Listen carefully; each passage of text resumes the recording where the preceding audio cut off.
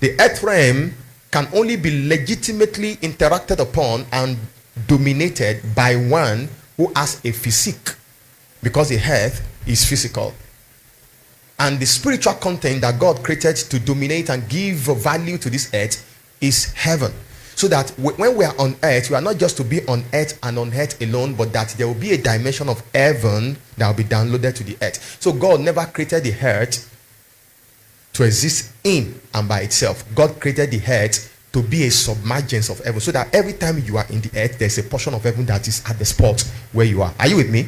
That means heaven is not just a location out there in the outer space, extraterrestrial civilization, but heaven is a content that is not seen. It's an invisible reality that can be here at any time. That's what God intended heaven to be.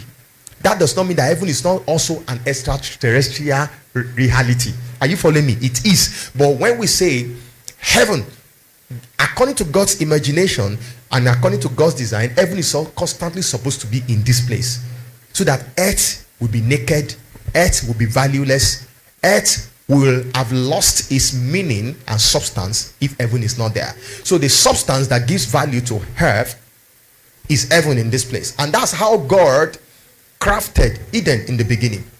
So that Eden was such a place that heaven was invaded, or heaven has invaded. If you walked in Eden, you are not walking in the kind of atmosphere we have on the earth today. Even Eden has its own climate. And that climate of Eden is the climate of heaven. The name of that climate is called the glory. So glory is not just an attribute of God. According to the Bible, glory also means the climate of heaven.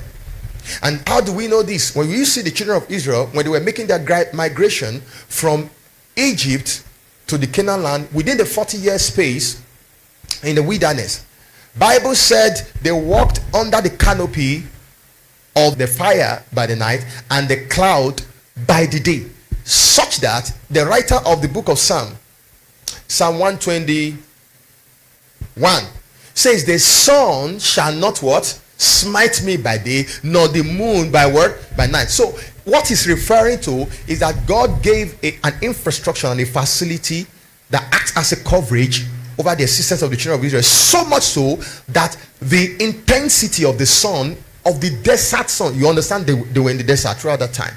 The desert sun will not be able to have a meaningful impact on their physical frame. And that's why the Bible said none of them was sick in all those years. Not one person was frail amongst them. Their shoes were intact for 40 years. So God curated their own climate that traveled with them, so that as they were journeying, they were not smitten by the sun. Now, why all these possibilities? Because the climate of heaven was migrated to the earth while the children of Israel was there.